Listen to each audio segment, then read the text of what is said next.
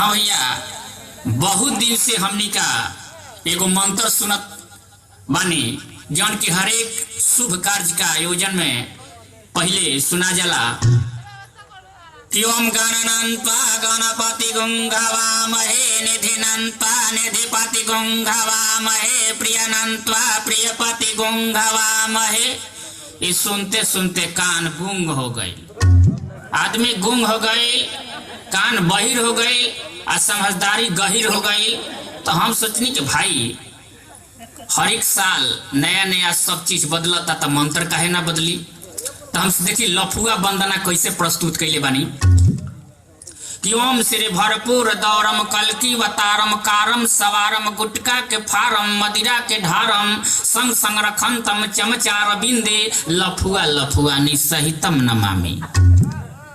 सदा भवानी रम पिए 5000 फारे गणेश और 3 देव मिल रक्षा करे, चाय पान सिगरेट दियावर दाम चंद्र की जय। देखी आजकल जनसंख्या इतना ना बढ़ गई बा कि पंडियों जी के संख्या बावना पड़ गई बा। तो कहीं कहीं बारात में जहां हम पहुंचल रहिले आ पंडित जी वहां नदारद रहेलन तो हम एक कमी के ना खटके दिले।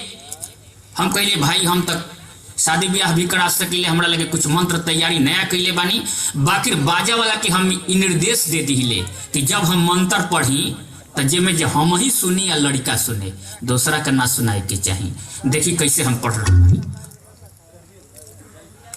कि ओम राम राम राम सब सिद्ध काम नरको में धाम कह दे तमाम खोल के लगाम चर ले तमाम ठगम ठगाम भज सुबह शाम 160 नाम गिने 8 जाम ये कर काम हरि के भजाम ओम स्वाहा। बबुआ तनी जमहाई ले लो अपहरण कर कर उड़नधर भर खूब घर उड़ फर फर के करबा डर गंगा शहर ही का गदर मंत्र के पढ़ दही चिवड़ा चरम स्वाहा।